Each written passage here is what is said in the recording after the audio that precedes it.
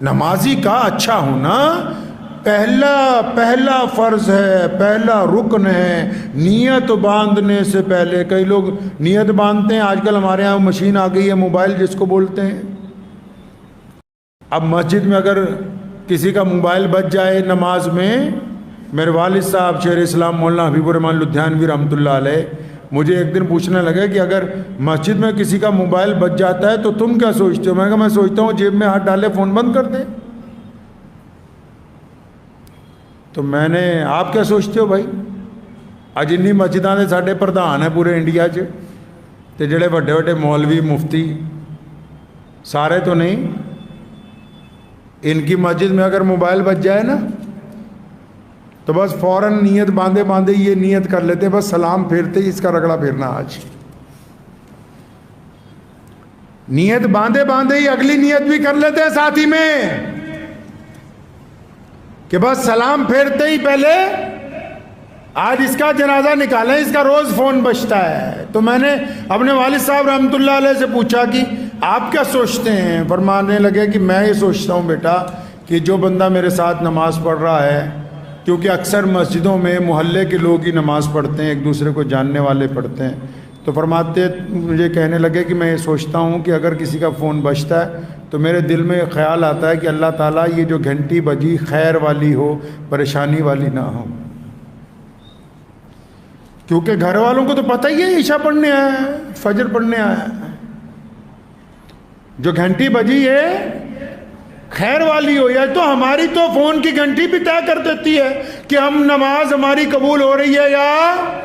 نہیں قبول ہو رہی۔ گھنٹی بجنے پہ جن کا ارادہ اپنے بھائی کو ذلیل کرنے کا ہے، اپنے بھائی کو پریشان کرنے کا ہے، تو ان کی نمازیں تو ایک موبائل کی گھنٹی بھی طے کر رہی ہے کہ تم اللہ تعالیٰ کے حضور کھڑے ہو اور تمہیں یہی نہیں پتا کہ تم نماز میں کھڑے ہو، اور ایک گھنٹی نے تمہاری نماز متاثر کر دی ہے۔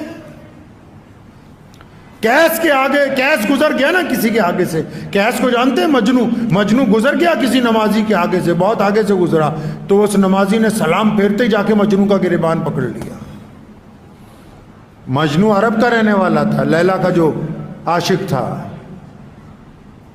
وہ جب گزرا نا آگے سے تو بھاگ کے اس کو جا کے پکڑ لیا نمازی نے کہ تو کیسے گزرا میرے آگے سے، تجھے پتہ نہیں میں نماز پڑھ رہا ہوں؟ تو کیس نے کہا، مجنو نے کہا اسے، اس نمازی کو، کہنے لگا یار تو پتہ نہیں کیسی نماز پڑھتا ہے، اور مجھے تو لیلا کے عشق میں کوئی نظر ہی نہیں آیا، لیلا کے عشق میں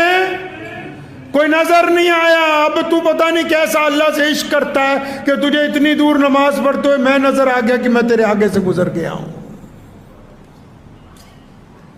لوگ نماز بھی پڑھتے ہیں، دوسروں کی نماز کا بھی حساب رکھتے ہیں۔ ہمارے ایک بڑے میاں تھے، وہ سلام پھیرتے ہی پہلے دائیں بائیں پیچھے تک دور تک دیکھتے تھے، تو میں بچپن میں ان کو مذاق میں پوچھا کرتا تھا کہ چچا رجسٹر تمہارے ہاتھ میں تو نہیں اللہ نے پکڑا دیا کس کس کی حاضری لگانی ہے؟ جن کی اپنی نمازیں نہیں ہوتی، جن کو خود نہیں پتا کہ استنجا کیسے پاک کرنا ہے، وہ دوسروں کو نصیحت کرتے پھرتے ہیں کہ تو اس صف میں کھڑا ہو، تمہارے ذمہ نصیحت نہیں لگا رکھی اللہ نے، یہ ممبر بنایا ہے جمعے کو ہر مسجد کے اندر، امام کی ذمہ داری لگائی کہ اپنی قوم کو نصیحتیں کرتا پھرے، ہر ایک کو جج نہیں بنا دیا اللہ نے،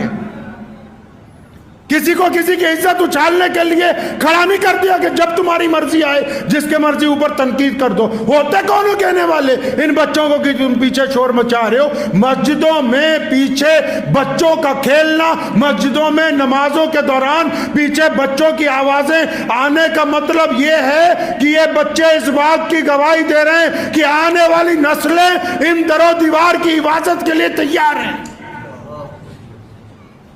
آنے والی نسلیں تیار ہیں اسلام کی حفاظت کے لیے۔